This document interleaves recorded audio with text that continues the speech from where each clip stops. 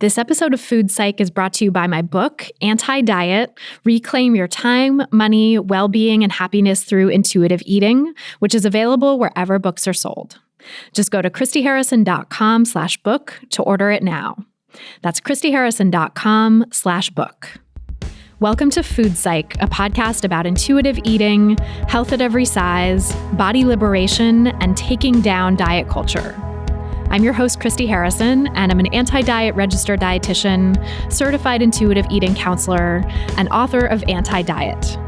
Join me here every week as I interview interesting people from all different backgrounds about their paths toward peace with food and their bodies. And by the way, on this show, we bleep out diet culture stuff like weight and calorie numbers, but we don't censor swear words or other adult language, so listener discretion is advised. Anti-diet revolution, we're for health at every size. Eat the foods you like. Food Psych. Hey there, welcome to episode 254 of Food Psych. I'm your host, Christy Harrison, and today I'm talking with anti-diet yoga teacher and body image coach Fiona Flynn about how yoga philosophy has been co-opted by diet culture, why having quote-unquote forbidden foods keeps us stuck in the restrict-binge cycle, how confronting her own weight stigma has helped to heal her relationship with her body, bringing an anti-diet approach to the yoga community, and so much more. It's a really great conversation. I can't wait to share it with you in just a moment. But first, this week we have a guest co-host for Ask Food Psych, fellow anti-diet registered dietitian Christyna Johnson. And before I play her answer, just my standard disclaimer that these answers and this podcast in general are for informational and educational purposes only, aren't a substitute for individual medical or mental health advice, and don't constitute a provider-patient relationship. So this week's question is from a listener named Taylor, who writes, I have a question about coping with giving up being vegetarian and vegan for your recovery. I was vegetarian for 4 years and then vegan for 3 when I discovered intuitive eating and realized I was using veganism for orthorexic purposes, not just because I feel so strongly about animal welfare. I've recovered a lot from these orthorexic behaviors by incorporating all foods, even meat, back into my life. However, I still struggle sometimes with the guilt I feel with eating meat and other animal products. When I was vegan, I learned about the environmental impact of eating meat and the suffering of billions of animals, in addition to the supposed health outcomes that led me down the orthorexic path. I still believe that eating animals is unnecessary and cruel, but whenever I try to cut my meat intake for animal rights reasons, I find myself starting to get disordered thoughts around food again. I feel much freer being able to eat everything, but the guilt of knowing I'm complicit in animal suffering makes it seem like either way I lose. Any advice? Thank you. So, excited to hear your thoughts on this question, Christyna. So many thoughts. I want to start with saying I completely understand and empathize with where Taylor is coming from, of wanting to prioritize animal welfare and reduce animal suffering in the world, because I think that is important. And I also think it's really important to remember our intentions behind doing something, and a big part of intuitive eating is intentionality. And so if our intention behind this is to reduce animal suffering, but it's colored by our orthorexic patterns, then that's probably not the best decision for us. So what you could do, what's possible, is sort of flexing with it, right? I look at it like a gradient where you kind of will flex between them and you choose what feels the most sustainable at that point in time. You could decide for breakfast, like, I'm going to make this thing and it inherently doesn't contain animal products, but you didn't go out of your way to do that. It just happened to not have animal products. And that aligns with your decision to reduce animal suffering. But later in the day, it's going to put you in a spot where an orthorexic pattern could come up. So you're going to make the choice to say, okay, like, as much as I want to do that, that's not necessarily appropriate right now. And you can kind of keep flexing between those. You can determine, I want to keep these things in my house and I'm going to bring in these fun animal-free products that I really enjoy, but not feel pressure that those are the only things that I'm allowed to have as it relates to this. Because again, that becomes really black and white thinking. And then I also want to broaden our concept of animal suffering and move it beyond just food, because we are not just things that eat food. We are whole human beings with other parts of our lives that are touched by animal products. And so what are the other things that you have in your life that maybe you can switch that product out to reduce animal suffering? That could be things that you purchase that have a lower impact on animal cruelty. So maybe they're cruelty free, or you purchase things that are reusable. So you're not adding things to the environment that could harm animals, or purchasing things that are not prepared in ways that are harmful to animals. I think that there are a lot of different ways actually to reduce animal suffering that don't require you to choose food that makes you feel like you're headed back in that pattern of being orthorexic. Does that make sense? I love that. Yeah, that makes so much sense. And I really appreciate that sort of nuanced shades of gray kind of discussion, because I think it does really get so black and white when people think about, I am a vegan or I am a vegetarian versus like, what's the alternative to that? It's like, well, I'm not. And so it's so categorical, it's so black and white. And I really love what you're saying is that there's so many nuances and there's so many ways to like participate and contribute to reducing animal cruelty without having to like take on that identity of like, I am a vegan and therefore I never eat a single animal product ever in my life. Or, I never use a single product in my home that is not, like it gives you more flexibility. Mm-hmm, mm-hmm. And I think that flexibility is what makes it more sustainable long term. Like, I would love to reduce all of the suffering in the world, right? But that's not always going to be realistic. So what is the best possible way for me to do this that serves my purpose, but then also serves me and keeps me in a healthy spot? Because we could do all of this and then I end up in an unhealthy spot. And then who's really being helped by that? Right. I know, as I've said before in questions like this, it's like, you're an animal too. Like we're all animals. And if we are contributing to our own suffering, then that's actually not helping reduce animal cruelty in the world really either. We have to think about our own needs as well. Mm-hmm. So you've got options. You could have Meatless Monday or I'm working with a client now and we call it plant forward, where it's not like we're doing anything in particular, but we're just saying like, you know what, I want to prioritize plants in this particular way this week, or I want to prioritize them in this particular way and at this meal time. But it's still offering so much flexibility that they don't feel trapped in the eating pattern.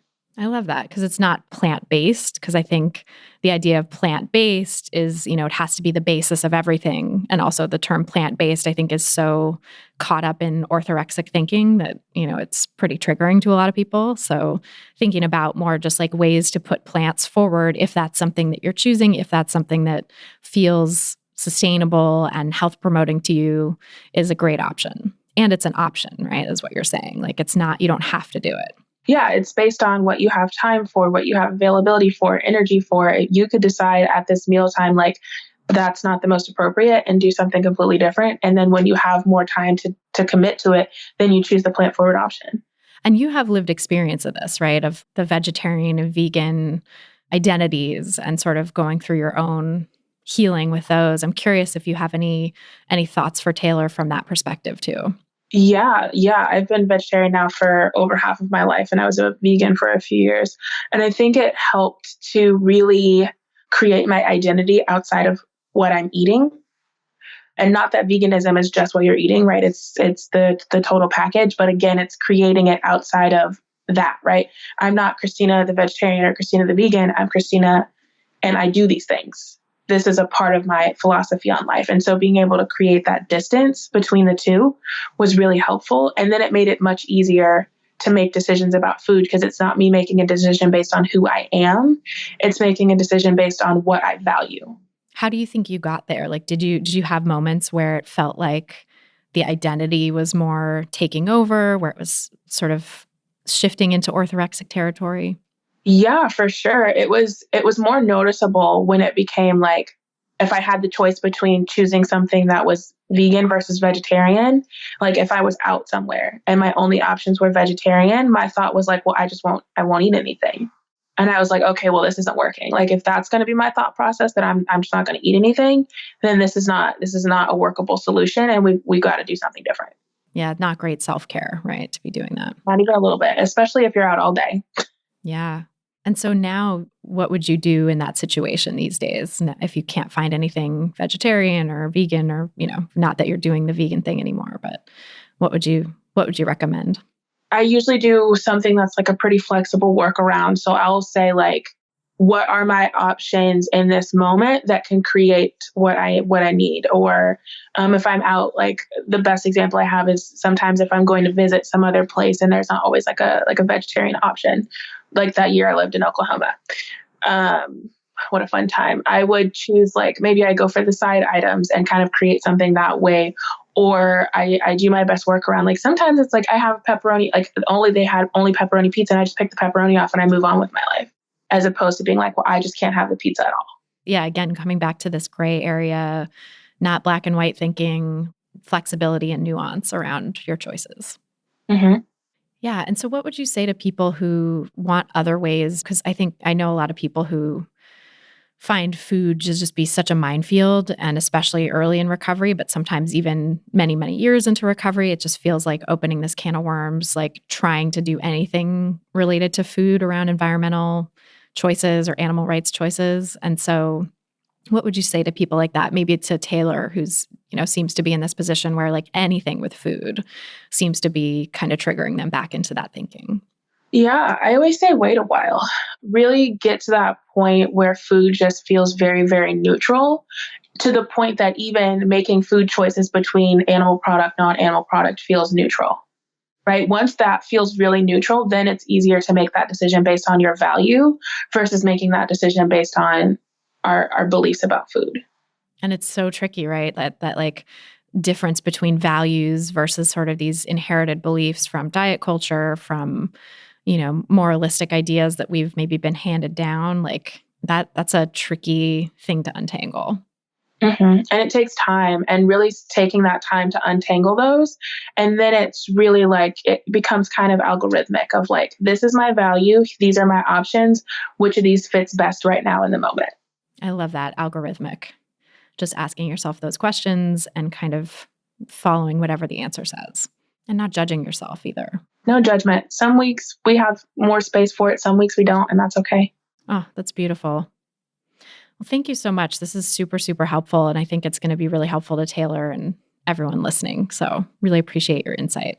You're welcome. Thank you for having me. So thanks to Taylor who asked that question, and thanks again to Christyna Johnson for that great answer.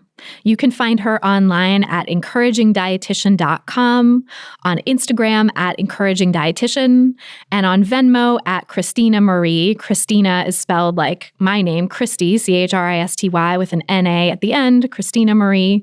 And we'll put links to all of those in the show notes for this episode. To submit your own question for a chance to have it answered on an upcoming episode, you can go to christyharrison.com/questions. That's christyharrison.com/questions. And then, of course, if you want to ask me any question you want and have me answer it much more quickly than I can here, you can join my online course, Intuitive Eating Fundamentals. There I do a monthly Q&A podcast just for course participants, and you get to ask your questions every month and have me answer them and listen to hundreds of answers I've given to other people already so that you can really work through all the nuances and sticking points of putting intuitive eating into practice in your own life. The course also has 13 modules of audio and written content working you through the principles of intuitive eating, and a private community forum just for course participants so that you can get daily support and guidance from all the hundreds of great people who are in there, plus me and my team who are there supporting you as well. If you're ready to break free from diet culture and reclaim the life it stole from you, learn more and sign up at christyharrison.com/course. That's christyharrison.com/course. This episode of Food Psych is brought to you by ThredUp. When it comes to a major overhaul of your closet each season, there's only one place where you can shop for all your favorite brands at once: ThredUp.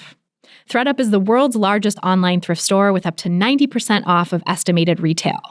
It's thrifting with the convenience of online shopping. Customize your search by your size, style, and budget so you can find the best deals instantly. I recommend ThredUp all the time to anyone looking to swap out old clothes you don't wear anymore for new ones that look great and fit the body you have right now. Get the styles you love at a fraction of the price. You'll look and feel good with ThredUp. And for Food Psych listeners, here's an exclusive offer just for you. You can get an extra 30% off your first order at thredup.com/foodpsych. That's THREDUP.com/FOODPSYCH for 30% off your first order. thredup.com/foodpsych for an extra 30% off today. Terms apply. This episode is also brought to you by voting. Not that voting gave me any money to make this show. This is just a public service announcement.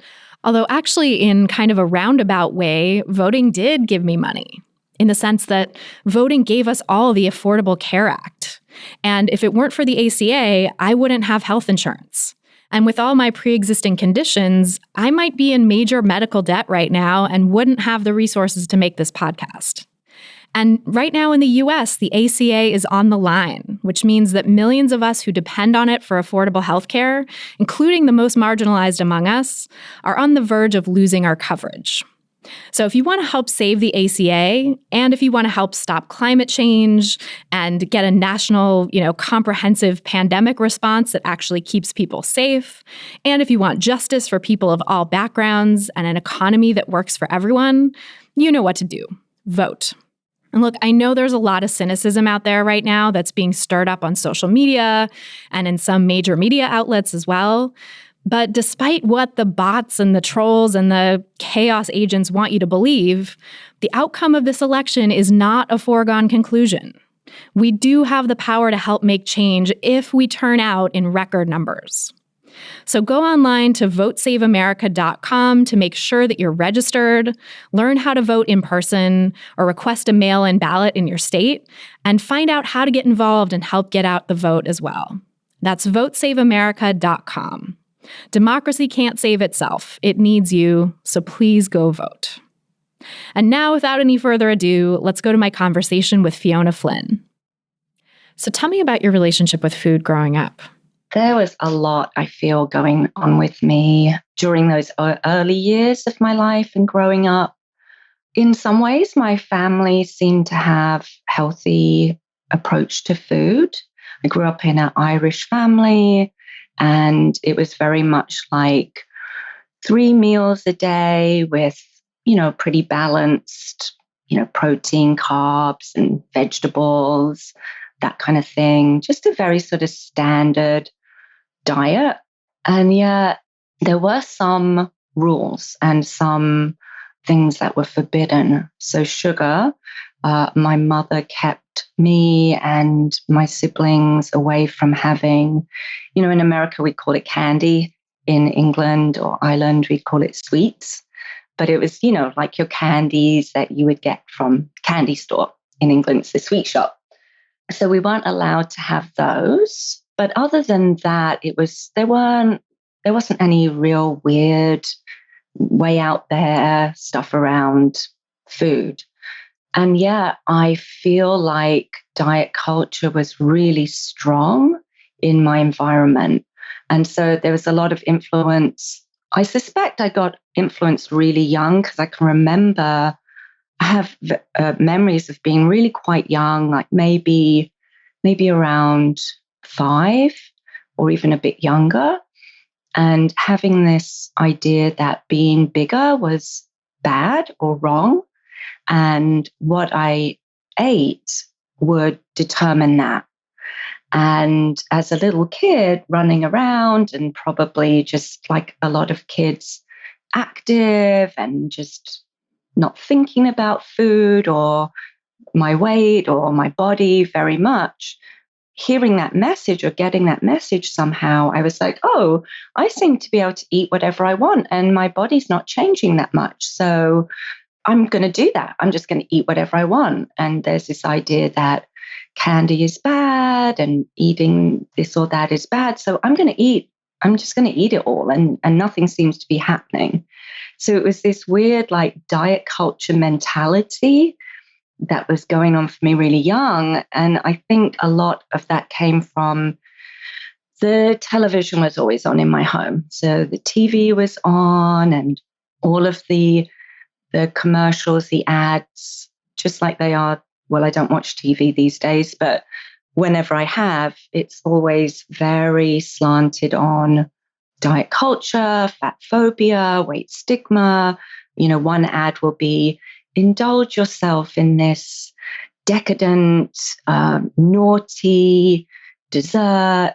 And then the next ad will be, sign up for this gym And so those messages were all around me. The TV was on all the time. My mother had a lot of magazines, like fashion magazines, and then also like women's magazines that were full of recipes and diets.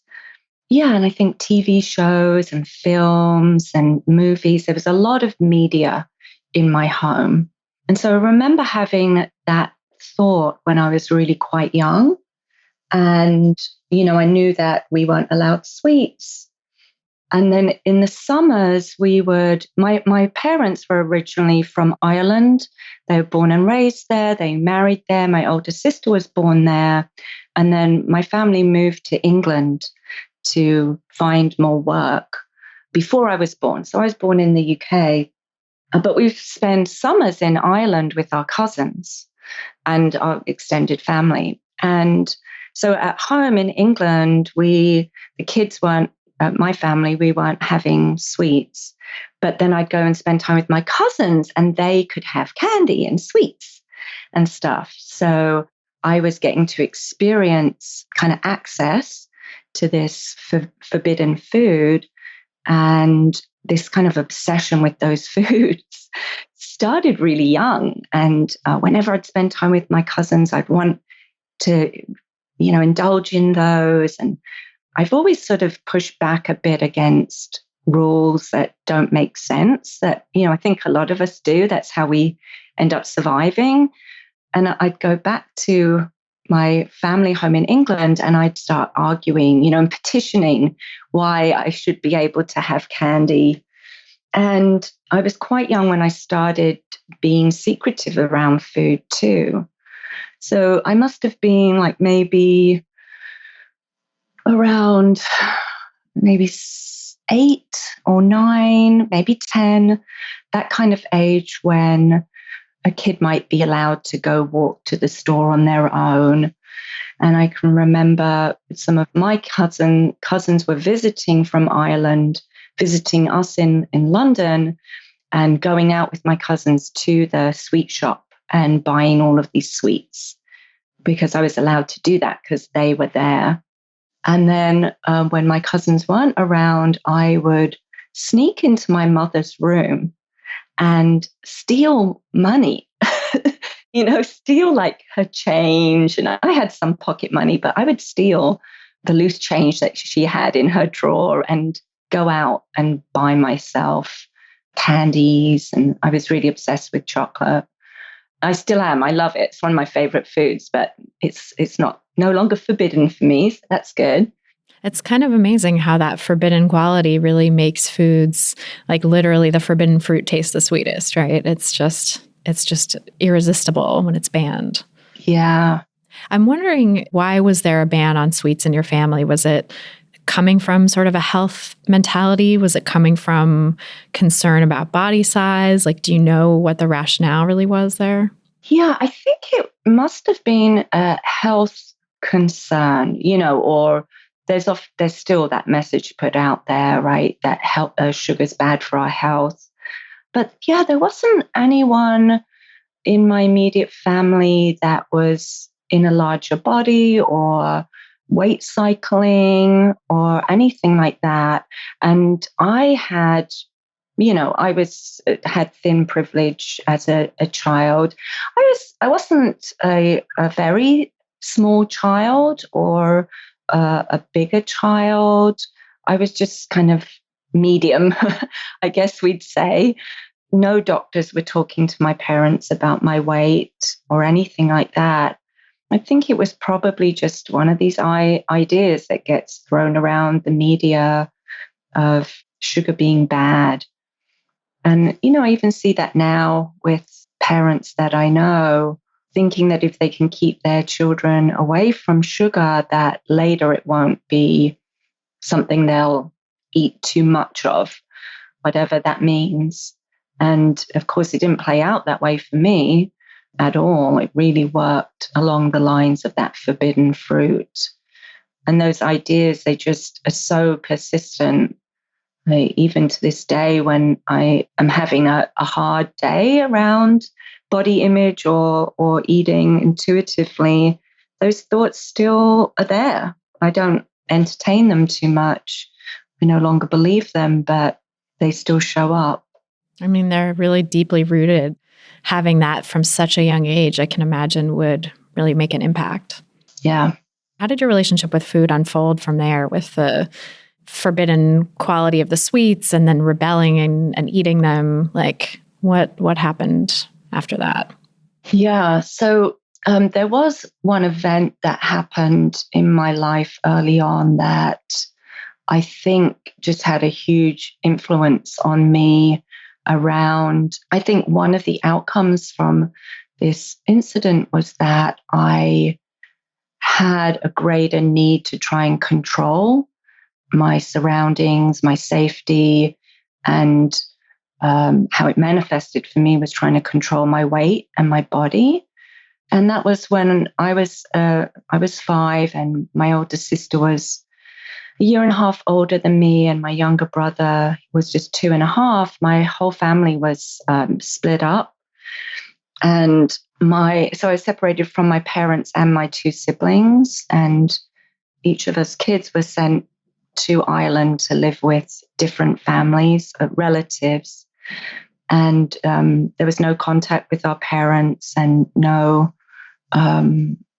sort of, at least I don't recall any explanation of what was happening or any idea of when we would be reunited. Oh, that sounds horrible. Yeah, it's probably the most significant trauma I've experienced. It's had the most effect on me. At that point, I can remember a lot of issues around food there, because I think, food is comfort, right? It's how we nourish our bodies and nurture ourselves. And it's just so primal and so innate that food comforts us and soothes us and represents security and being sustained and being cared for. And so when I was separated from my family, one of the things I experienced was that I didn't like my aunt's food. And I really didn't like the way she made salad, and she made it with this really weird salad dressing. It was different from what my mom did. And she would make me these sandwiches with like way too much butter on them. Now I can't get enough butter, but back then, like as a kid, it was gross. And then I also remember being labeled as a fussy eater by her.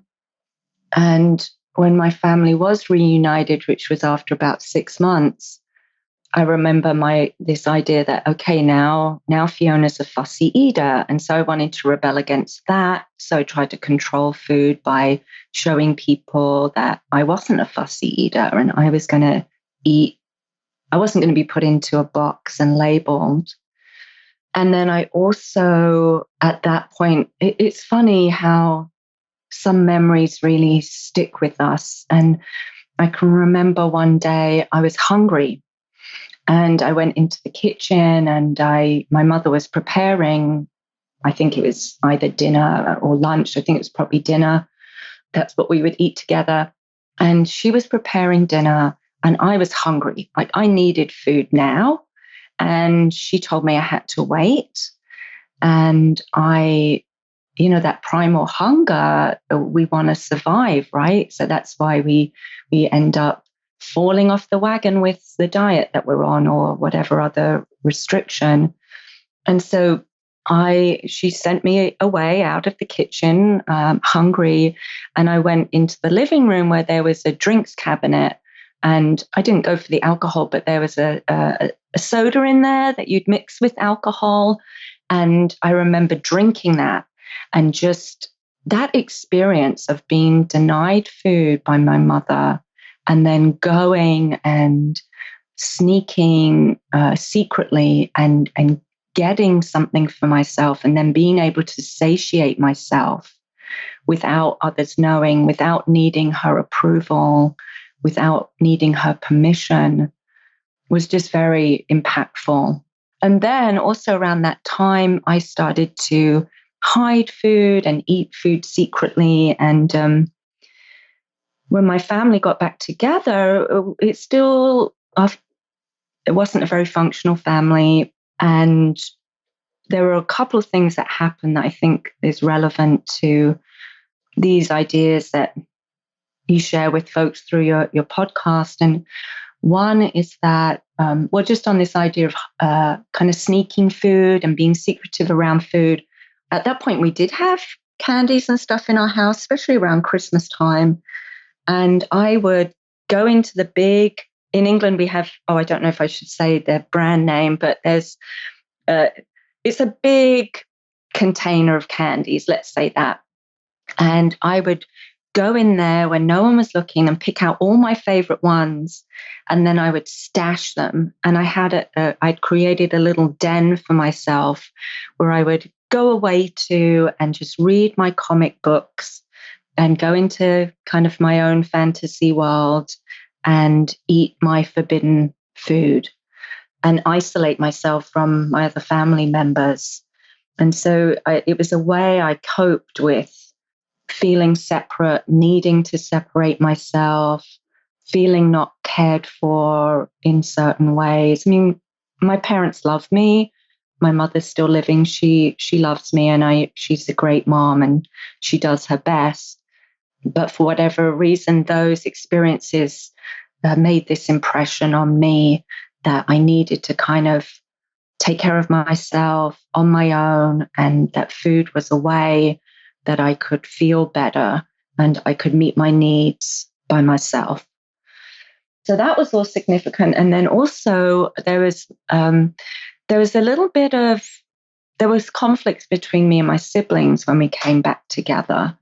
And part of that played out in my sister started making comparisons between our bodies. Oh, geez. Yeah, and we were pretty young. I was like about 6 at this time, and she was like 7.5. But there was definitely stuff around being thinner that she would compare her body to my body. And then a little bit of sort of very mild bullying, probably just like normal sibling stuff. But I definitely didn't feel a lot of unity with my family and my siblings.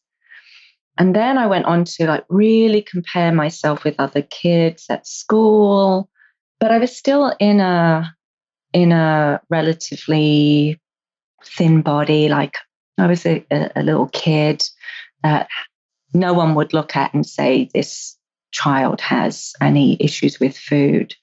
I mean, we know that someone's size doesn't give us much information about that, but from the outside, people weren't seeing any problem or any red flags. Then when I hit puberty, as I think for a lot of women, things changed and I started to gain weight, which we know is healthy and totally normal. But at that point, I'd had like all these years already of these ideas that bigger was bad and certain foods were forbidden, and I needed to be secretive about eating certain things, and that what you eat determines your size. And then also in London, there's a lot of pressure around looking a certain way, probably similar to New York, I would imagine. Yeah, so once I hit puberty and I started to gain weight, I became obsessive about weighing myself. I mean, I would weigh myself times a day. And I can remember I think I must have been 13. I may have been 12. And my sister and I were left home alone. There's other stuff with my family that I don't know if we need to go into details about, but my father was away for some illness he was dealing with, and my mother was visiting him. So me and my sister were left home alone, I think over a weekend. And we decided we were going to go on a calorie-controlled diet. Oh, no. Instead of like throwing a keg party or something. It's like, we're going to go on a diet. Yeah. And it was just like, okay, here's the latest diet in this woman's magazine. And, this was in the 80s. So, I was born in 68. So this was like the early 80s. So diet, the whole diet thing was so big back then, and different from now it is now, where it's got, as I love the way you say, like a diet by a different name. In your book. I think that's the term you use. But back then it was like diets. Like there was no, they weren't trying to make it look more, I don't know, politically correct, because back then everyone thought diets were going to work and you should do it. And it was very above board too, in terms of like being about aesthetics. There wasn't the sort of like health washing of it, it seems like. Right. Yeah. Yeah. So it was all around us. And so we went on some calorie controlled diet. And I can remember, it's so funny because I've heard you talk about this too, where when we've got, there's certain foods that someone might feel like they're allowed to have, but then they'll overeat that because it fits with the diet. And for me, with my love of sweet things and this forbidden food of chocolate and candies, I just counted up the amount of calories in my favorite candy bar. And I was like, well, I'll just eat that and it will stay within the calorie restriction I have, and I'm on a diet. But then as I got a little further into my teens and I had a boyfriend pretty young, I was 15, and, being physical with people, of course, brings up our awareness of our body and maybe body images we have. And I can recall there just been a lot of like rejecting of my body and disapproval of my body. And from other people or from yourself? From myself. Yeah, really from myself. And, I was comparing myself to, that was the era of the supermodels too. So, these models that, there's a reason they're called supermodels, right? Because nobody looks like that other than this very small percentage of people. And I'm just like a normal 15-year-old Irish girl, and I don't look like them. And so I just never felt pretty enough, that I looked right. And with dieting being so promoted at that time, and I really believe that if I tried hard enough, I would be able to have a body that would let me be accepted, that I could accept myself and that others would love me and accept me. And I started to try really hard. I was exercising excessively and in ways that it was just miserable. It was really miserable. It's like I never really enjoyed how I was exercising. And it was very much with the motivation of, I have to go and do this as hard as I can, and then maybe it will work. And it wasn't working to get to this unrealistic goal I had. And so it was really painful. I mean, it's so painful when I think that's one of the most detrimental things about diet culture, is that it tells us it's our fault. And it's so disempowering. And that's one of the things I love about intuitive eating. And one of the things I'll share with any potential new client is that it's so empowering to get back in touch with our intuitive needs, and back in touch with what our body needs. But at that point in my life, it was really painful. And then in my later teens, well, at one point, I guess I was only 15, and I decided I was going to be vegetarian. And that was because my boyfriend was vegetarian and I just wanted to be cool. I thought it was what he was doing, so that must be cool, right? So it didn't last long. My mother was cooking breakfast one day, and a cooked Irish breakfast, and it just smelled so good that I caved in and went back to eating meat. And then later, when I was, I must have been quite late teens, like maybe 18, 19, a good friend of mine told me that people that are vegetarian are thinner. Oh, God. Yeah, so I decided I was going to be vegetarian. So that was my first ever motivation. Well, the first one was to try and be cool, to get someone else's approval. And then the second was to be thin. And both of those periods when I was vegetarian and living at home, I cooked my meals separate from my family. So my family was still eating pretty normally. And I was cooking for myself and eating my own thing separate from them.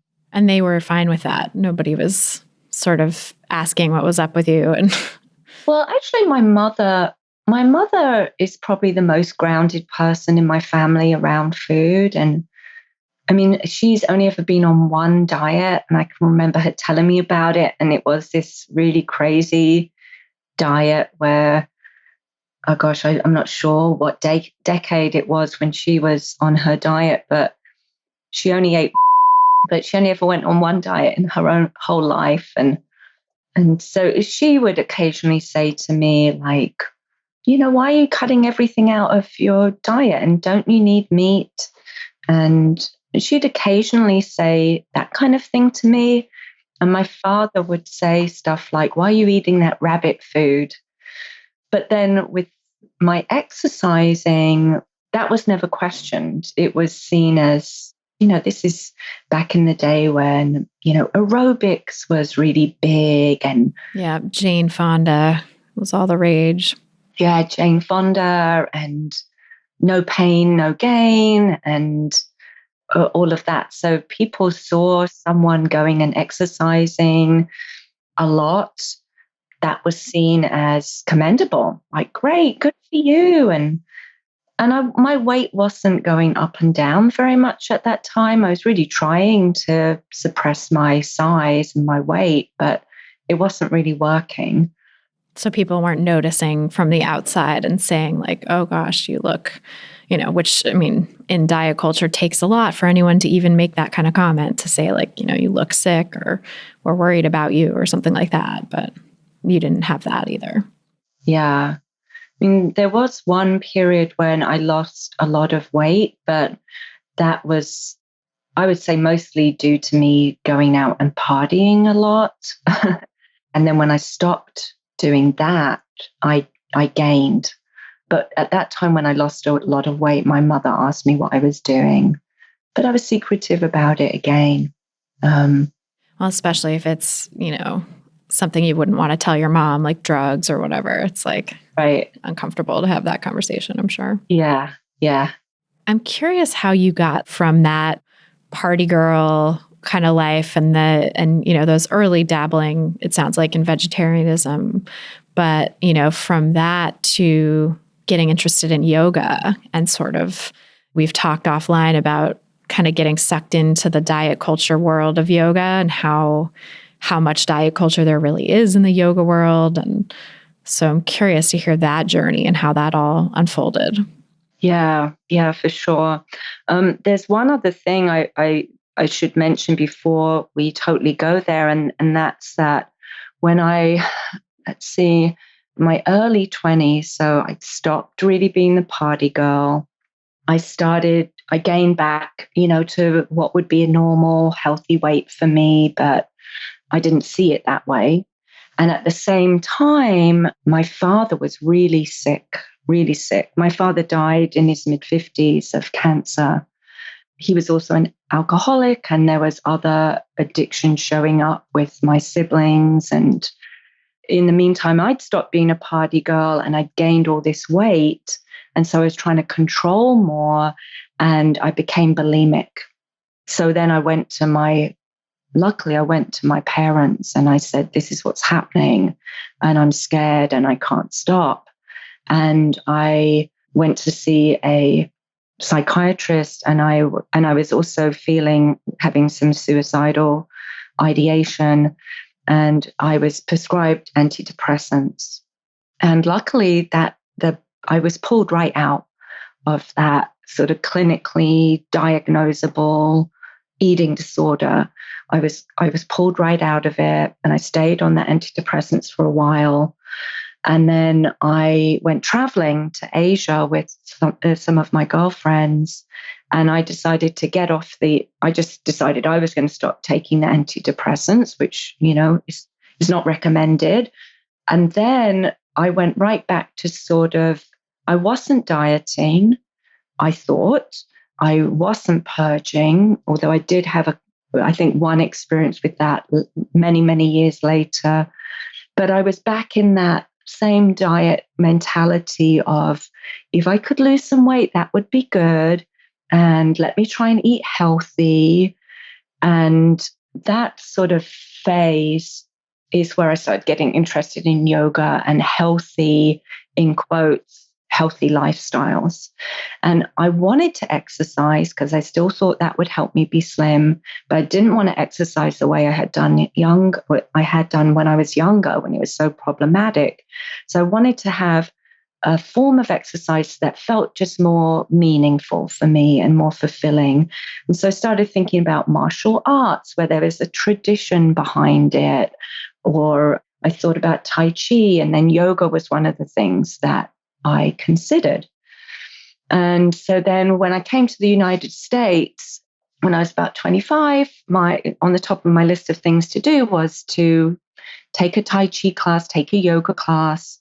And so I started doing yoga at that point. And, there's even though the modern yoga community and culture has so much diet culture in it, of course, there's so many wonderful, beautiful, beneficial things. And I still love yoga and teach yoga and practice. And so I was getting a lot of positives from it. And from my very first yoga class, I was like, oh my God, this feels so good. Like moving my body in this kind of kind way feels so good. And the effect that it had on my nervous system and my mind and my whole being just felt really right. And my first yoga class was a wonderful experience because my yoga teacher, who I became friends with for a while, the first class I went to with him, I was the only student. It was a group class. I was the only person that showed up. So I had a private class with him. And during that class, he said, "You've done this before in a past life. You need to be a yoga teacher." Which is, very sort of feels really exotic when you're this girl raised in London, you've landed in San Francisco and you're in a yoga class and you're being told that in some past life you were a yoga teacher and you should do it again. But he was very encouraging in other more grounded ways too. So I really got into yoga, and then I ended up living at, you could call it an ashram in San Francisco, like a community where people live together and practice. And before I lived at this yoga center, I was just really enjoying yoga and spending a lot of time practicing, my free time and my extra money. And then as I was starting to practice more, I became aware of this idea of the yoga diet. And so I naturally wanted to explore that. I was still very concerned with food and what I ate and my body size and wanting to change that. And I still had all of my body image issues going on. And, I was the kind of person that if there was a yoga magazine, I'd turn straight to the page that had a recipe. I was always so interested in the food. So I started getting these recommendations around the yoga diet and started to follow those. Without any sort of triggering details, but sort of just in broad strokes, like what was the yoga diet conceived of at that point? And have you noticed that it's changed at all throughout the years, or is it kind of a steady thing? Yes, so there's some ideas that I would say are still consistent. And then there's a lot that I think has really been influenced by our current culture and by diet culture. So, one of the ideas is that our diet, the yoga diet, I should say, supports our yoga practice. Like, that's one of the main things, is that it ought to support our yoga practice and not take away from our yoga practice. So there's some real simple things, like you probably shouldn't eat a big meal before you do your poses because it's going to be uncomfortable. Yeah, get some reflux if you go upside down right after eating. Yeah. So that sort of seems pretty common sense. And then another idea that's really presented is that foods have different effects. So some foods might make us feel sluggish and tired, and other foods might make us feel restless and agitated. And then some foods would have a neutral effect. And even some of that makes sense. So, for example, I love coffee. I have coffee every day now. But there was a time when if I drank a cup of coffee and then tried to go into, say, a restorative yoga pose where I'd need to be really still, it would be a bit counterproductive. So I can see some common sense in that. I think what becomes problematic is when these ideas are taken to an extreme, or taken, and especially taken to an extreme within the context of diet culture.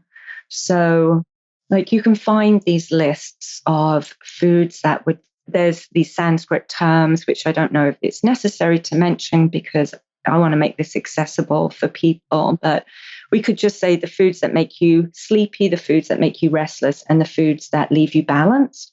You can find these really detailed lists. And for someone like me, I would look down the list and find the one food that I wasn't meant to have that I liked, and then be like obsessed with that. Trying to stay away from it, feeling guilty if I had it, trying to enforce my willpower to stay away from it, and then quote unquote falling off the wagon and having it. Kind of going back to that whole chocolate thing, or the sweets relationship that you had when you were a kid. Yeah, it's the same thing. And so, any kind of diet can just feed those behaviors and those thinking patterns, and those survival mechanisms, really, in the same way. Yeah, and I actually taught yoga diet for years as part of a yoga teacher training program, many yoga teacher training programs, until later when I got exposed to intuitive eating, and then I said I'm not going to teach that anymore. I just refused to teach it. So the original yoga diet was never vegan. There are some main texts on yoga, and two that are probably most commonly known and used in the yoga teaching community.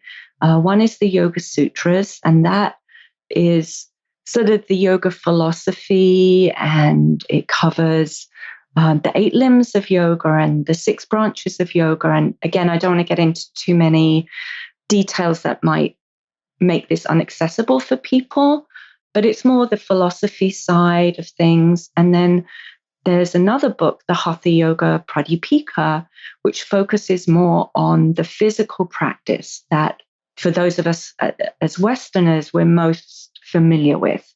When we hear the word yoga, we think of going to a yoga class with our yoga mat and doing yoga poses. That's what most people think of. So those are the 2 scriptures that are most used. And the first one on yoga philosophy has 0 to say about diet, and yet people talk so much about yoga diet. And then the other book, which does talk about diet, first of all, it's not vegan. And then it's just all of this really weird, extreme stuff, because this book was like written in the 15th century. And it was also written for people that were basically all they did was yoga. And they were meant to live in this small hut with a dirt floor and not see anyone of the opposite sex.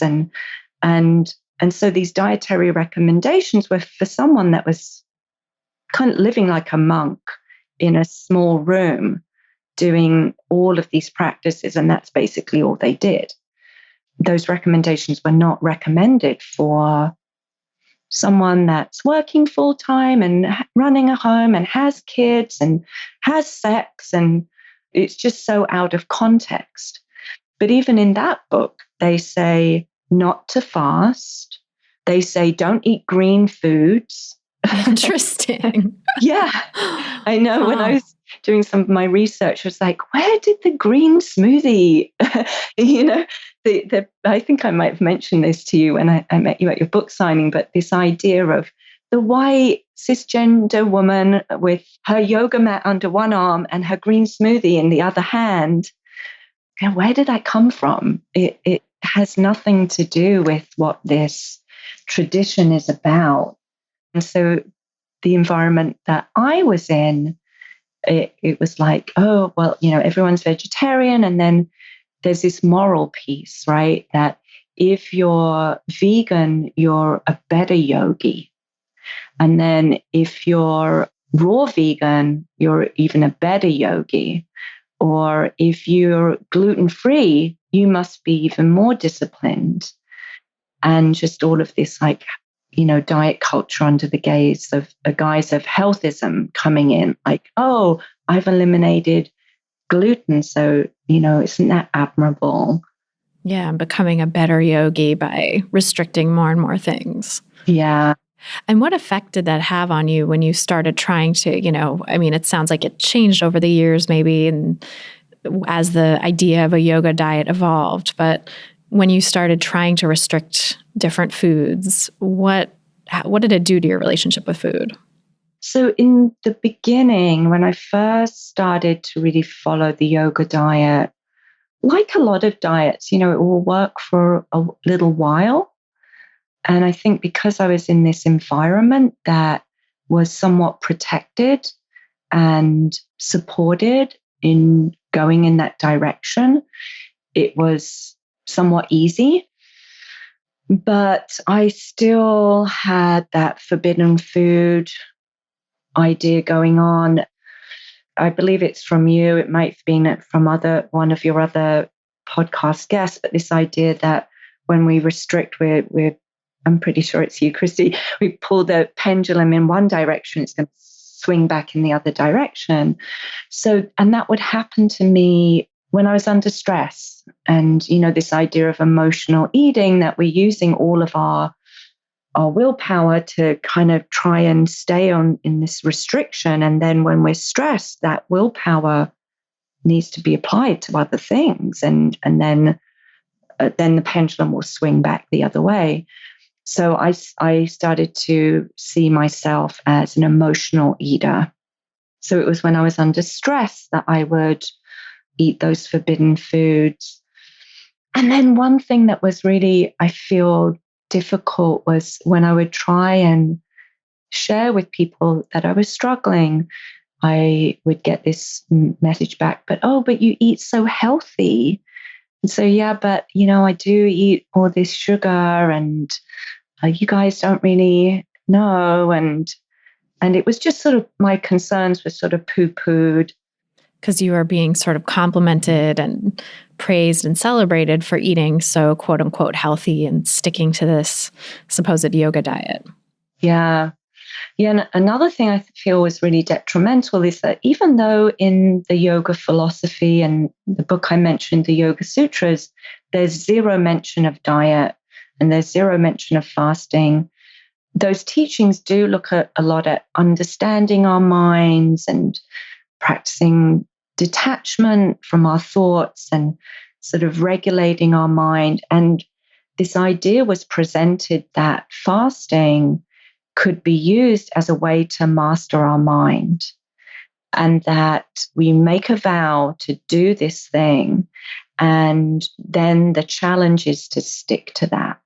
And then, if you can stick to that, you must be a more spiritual or more spiritually fit or, a better yogi. And if you are not able to stick to it, then you've got some more work to do on with your yoga practice. So I feel that was pretty harmful because, as we know, our biology wants to win out. Our bodies want to survive. And then if we're being told that, basically you don't have control over your mind, and if you do more practice, you'd be able to succeed. And so it was really sort of encouraging a disordered relationship, and just really bad for my self-esteem to feel that even this thing I loved, I was not good enough at. And it was my failing that I wasn't able to stay on the yoga diet or lose weight. And I mean, even some of my closest teachers and people I really respected would say things to me like, you could probably just eat a day. You could. Oh, no. Yeah. And so then I would try and do that. And I mean, there were times when I only ate a day and would lose, a dangerous amount of weight. My weight cycled up and down a lot more. But once I got into yoga than before, I was fasting for a period of time, which, I really couldn't do. I didn't, you might see it as if you look at it from this perspective of mastering the mind, I was an utter failure. But if you look at it on the side of surviving diet culture, I'm a survivor. Yeah. Your body was just doing what it was meant to do. And it was, it was helping you survive. Yeah.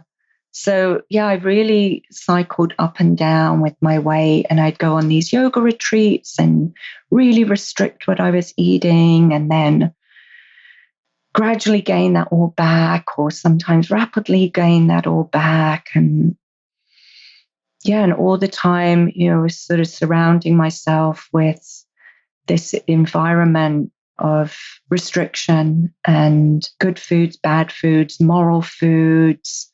I'm curious to hear too about, I know you had at some point in this weight cycling and the cycling between restriction and letting go, you got into Overeaters Anonymous and this idea that you were somehow addicted to sugar, that sugar was the thing that was causing this ping-ponging back and forth. I'm curious to hear about that. Like, how did you get this idea that you were a quote-unquote sugar addict and come to identify that way? And how did you start to come out of that? Yeah, so I was going through a particularly difficult time in my life, in a separation from my partner. And in all of the stressful periods, my willpower to keep restricting, I just didn't have it. And so then that's when the pendulum would swing the other way, and I'd start to indulge in the forbidden fruit. I'm calling it indulging in this context, and so during that period, that was becoming exacerbated. And I didn't have I was living at this yoga center at that time. I'd been living with my ex, and I moved back into the yoga center during this separation. And the pendulum was swinging the other way, and I was eating in an imbalanced way, or what seemed to me as imbalanced.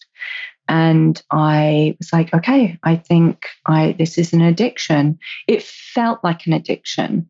And I've heard others say that the internal experience can feel like an addiction.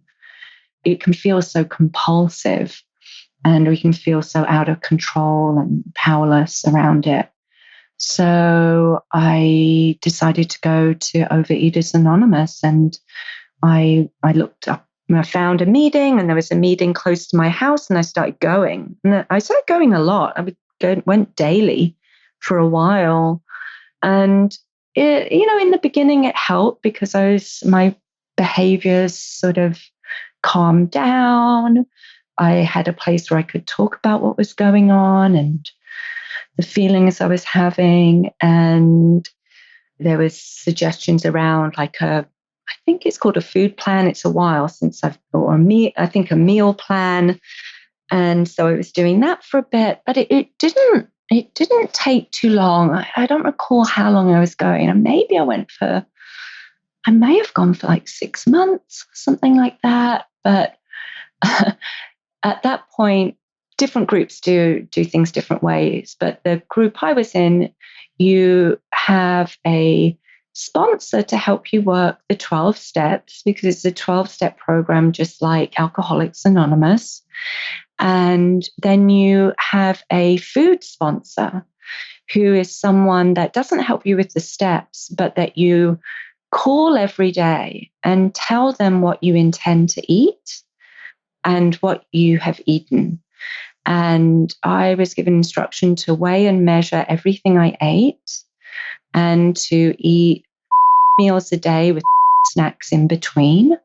And yeah, it's just like, the shame of that, like having to call someone and to have such a restrictive amount of food. I mean, that is like not enough food for anyone to survive on. And yet they're prescribing that to you, and you have to call your food sponsor if you eat more than that, and feel that sense of shame and guilt, and, reporting that you were quote unquote off plan. Like, oh, how horrible. Yeah. Yeah. And I couldn't stick to that plan. So I was starting to sort of veer off the plan a bit. And I can remember calling my food sponsor and saying, I had a little extra yogurt and fruit, and I'm concerned. And and they said to me, I don't think you should be eating the yogurt and fruit. And I was told that we eat. And luckily, I mean, this feels like some kind of grace. There was a woman that was going to the OA meetings I was going to. And when she would talk about her food plan, she would say, she didn't use the term intuitive eating. She called it attuned eating. And so I started asking her about that. And she was like, well, so yeah, I was curious. I was like, what is that? And she told me what she was doing. And I mean, it's kind of a form of intuitive eating, or maybe a stepping stone toward intuitive eating. So she told me about it, and she referred me to a book that definitely has some problems. But at that time, I was like, this makes a lot more sense. And so I stopped going to Overeaters Anonymous. As soon as I started reading about these concepts of intuitive eating, or eating attuned with our body's needs, I dropped the OA thing. I dropped out.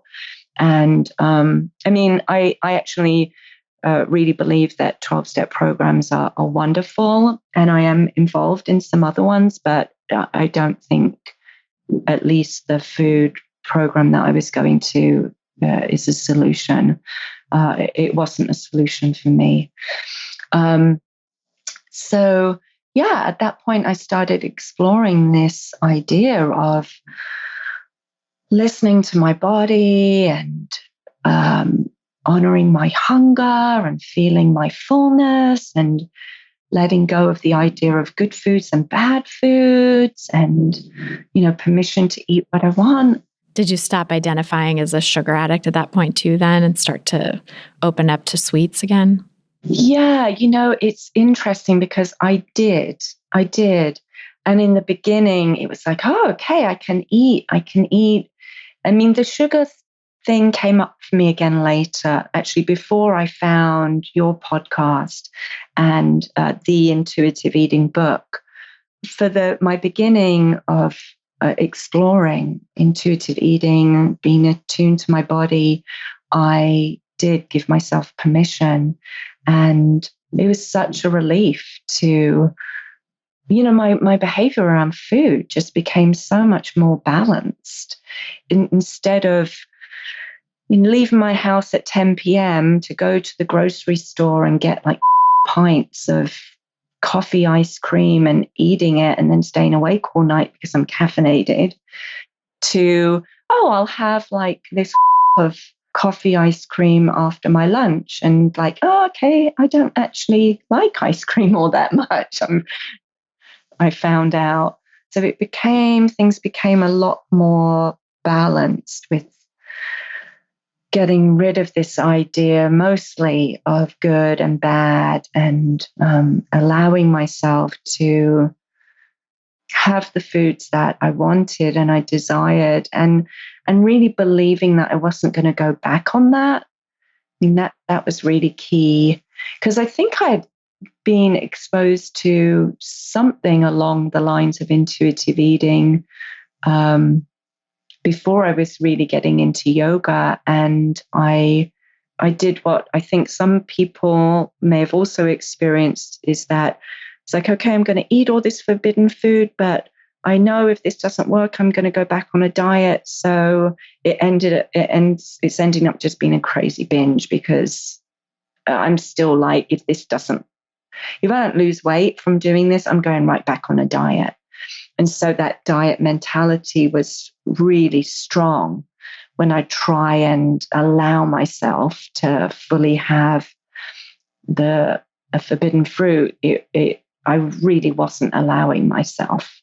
Yeah, it's that sort of like fence straddling mentality of intuitive eating, where you're kind of, allowing yourself into it a little bit, but there's always this threat of the diet kind of looming over your head. And so how much can you really give yourself unconditional permission to eat, or feel a sense of freedom around food or lack of deprivation when you know the next diet's right around the corner? Not really much. Yeah, exactly. How did you get from that to sort of where you are now with intuitive eating then, and health at every size? Yeah. So I was going through a stressful period in my life, and I was aware that I was turning to food for emotional comfort, and I was having a problem with that. And so instead of seeing like, okay, I have to look at my thinking around this and my attitude around this, my diet mentality came up more, and it was like, oh, I guess I really do have a problem with sugar, and I need to cut out the sugar, and me trying to listen to my body isn't working anymore. And I shared that with a friend who had been listening to your podcast and had used the intuitive eating workbook.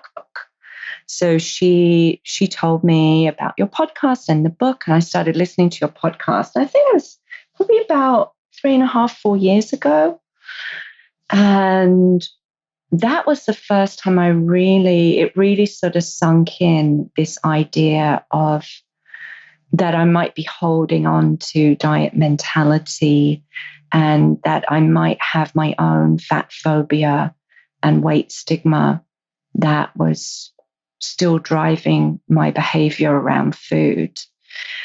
And so it was a challenge for me to look at that. I mean, it's been life-changing, but it was a real challenge. And I'd already been teaching workshops at the yoga center where I lived on attuned eating, and I was starting to present ideas different than the yoga diet, and different options for people, but it still had kind of a weight biased slant on it. It was like, lose weight naturally by listening to your body.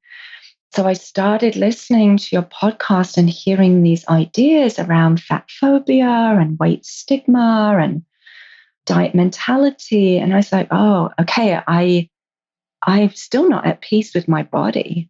I still haven't accepted that this is my body and it's okay how it is, and changing it isn't the solution. And that if I gain weight, that could be okay. And if I lose weight, maybe that will happen, maybe it won't. And I was also going through menopause at the time. And just like when I went through puberty and it was healthy for me to gain some weight, I've gained some weight during menopause. And I believe that's healthy for our bones and our health in other ways. Yeah, it helps to reduce some of the symptoms of menopause to have some extra fat, because that helps protect against the side effects of having lower estrogen. Right. Yeah. So these two things were kind of happening at the same time, where I was starting to gain some weight because of menopause. And then I was hearing about body acceptance and fat acceptance and fat phobia. And it just really challenged me to look at all that thinking within myself and start to really accept my body as it is. And yeah, there was a time when the body that I'm in now would not have been acceptable to me. And I mean, before I started doing anything with intuitive eating or attuned eating, I was obsessed with my body 24/7 and obsessed with food. Yeah. And so then I just sort of ate up the podcast and just listened to all of them. You know, I think I've probably listened to every episode. There might be a couple I haven't listened to, but I've probably listened to them all. And, some of them more than once. And, that's turned me on to other people working in the field and exploring other people's work and reading the intuitive eating book and working through the workbook. I'm midway through my intuitive eating certification. So I haven't completed that certification, but I'm also a yoga teacher and a yoga teacher trainer and have taught yoga diet for all these years. So now what I'm trying to do is educate the yoga community around the negative effects of diet culture playing out in the yoga culture and bring teacher training to new teachers and also continuing education to established teachers so that we can reduce the harm that's being caused and maybe prevent some of the harm that's being caused. So I'm on the way to getting my intuitive eating certification. Definitely the health crisis with coronavirus sort of threw a spanner in the works on a lot of things. That's awesome. I love that you're doing that. I think the yoga world is so in need of people to educate, and like specifically teacher trainers. I think that's a great position to be in, to be an intuitive eating educator, because then you can train upcoming teachers on, instead of the yoga diet with all of diet culture's baggage woven in, you can teach them how to help others eat intuitively and how to eat intuitively themselves when, I feel like people who come to yoga studios are often so vulnerable. And I know when I first started practicing yoga, I was in a really vulnerable place with food in my body. And to hear a message of intuitive eating and to hear that with the other messages of yoga just feels so aligned to me. It just feels like it makes so much more sense with the principles of yoga. And I think would be so much more healing for the people who are coming to the practice versus, hearing this one message of like healing and self-acceptance and non-competition and non-harm on one hand, but then on the other hand, all this rhetoric around the foods you're supposed to avoid and, fears about food and sort of demonization and elevation of foods, which just takes us away from our own self-trust and our own intuitive wisdom. It's so true. I think, people come to yoga, especially when they really dive in, because they need something. I was really looking for some peace and some resources and meaning. And often people are vulnerable. And I think because a lot of what people do in yoga is with their bodies, that's really vulnerable. There's a lot of vulnerability in the yoga practice, and to try and have it be a safe place for people where they're not disempowered, where their self-esteem isn't knocked down, where they feel like they belong rather than they don't fit in or they're not good enough. And the principles of not causing harm. In another of the yoga scriptures, the Bhagavad Gita, it talks about a perfect act being one that harms nobody and helps at least one person. And, that needs to include us. And as teachers, we need to not be causing harm. And a lot of it's done unconsciously. And I think with healthcare providers and even dietitians and that aren't aware of health at every size, people have good intentions, but they can be causing harm. And, the messages of dieting and diet culture are so strong that those of us that are doing this work, it is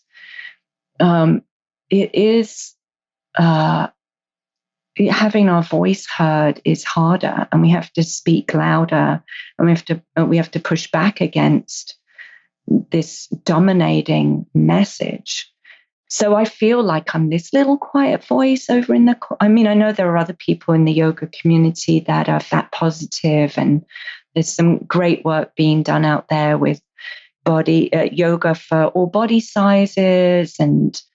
But I think this idea of how the essential yoga teachings are getting distorted by diet culture is something that needs to be included in yoga teacher trainings and needs to be brought to people's awareness. So I feel like I'm this little quiet voice that's over in the corner, and everyone else is saying, oh yeah, we've decided to do no sugar, no gluten, and no dairy. And I'm going on a cleanse. Isn't that great? And you're like, no, read this book. Yeah. I know. Well, it's so important. And I hope you can keep shouting and, getting the message out there and training other people to help get the message out there too, because the more we can take diet culture out of the yoga world, I think the less harm will be done and the more people will be helped. So it's an important mission. Can you tell us where people can find you online and learn more about your work? Yeah. So I have a website, which is the main place to find me. And the web address is bodywisdomintuition.com. And right now I'm offering a lot of yoga classes online through Zoom. That's been really wonderful. And I have about 11 classes a week that people can attend. And my classes are all really body positive and really emphasize not pushing and, accepting ourselves, self-care, loving ourselves. I'm also teaching a yoga philosophy class, looking at the yoga philosophy teachings and applying them currently to the shelter in place and the health crisis and the stress that's going on for people, but really whatever's current in people's lives. So that's an ongoing opportunity that happens weekly. And then I'm offering a yoga teacher training segments and continuing education for yoga teachers. And all of that can be found on my website. I've been resistant to social media because it's been detrimental for me. I know there can be positive uses of social media, but media has had a big influence on me, especially in my early life. But I'm probably going to cave soon and pay somebody to do some social media for me. So if I get that up and running, I'll send you that info. But for now, it's my website, bodywisdomintuition.com. I love it. We'll put links to that in the show notes so people can find it and follow you online, learn more about your work. Thank you so much for being here. It was really a pleasure to talk with you, and I so appreciate the work you're doing. Oh, thank you, Christy. It's just really wonderful to talk to you. And your podcast has had such an influence on me, and I'm loving your book. I'm about halfway through it. Yeah, thank you for the work you're doing. And I just feel really honored to be here. As I told you, I have had a fantasy of being on your podcast, and you helped my fantasy come true. Well, thank you. Thank you. So that's our show. Thanks again so much to Fiona Flynn for joining us on this episode, and thanks to you for listening.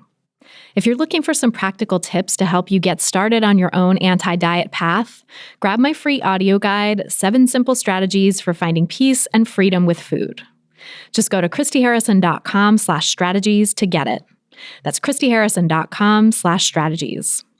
If you've gotten something out of this podcast, please help us reach more people who need to hear the anti-diet message by sharing this episode and subscribing to the pod on Apple Podcasts or your favorite podcast platform. You can see all the places to subscribe at christyharrison.com/subscribe. That's christyharrison.com/subscribe. You can also leave us a nice rating and review in your podcast provider of choice, which is another way to help new listeners discover the show. To get full show notes from this episode, including all the resources we discussed, plus a full transcript, just go to christyharrison.com/254. That's christyharrison.com/254. And to get the transcript, just scroll down to the bottom of the page and enter your email address. This episode was brought to you by ThredUp. ThredUp is the largest online thrift store with up to 90% off your favorite brands. Get an exclusive offer of an extra 30% off your first order when you go to thredup.com/Food Psych. That's thredup.com/FOODPSYCH for 30% off your first order today. Terms apply. A big thanks, as always, to our editor and sound engineer, Mike Lalonde, our community and content associate, Vinci Chue, our administrative assistant, Julianne Watasik, and our transcriptionist, Mycroft Holmes, for helping me out with all the moving parts that go into producing this show every week. Our album art was photographed by Abby Moore Photography and designed by Melissa Alam.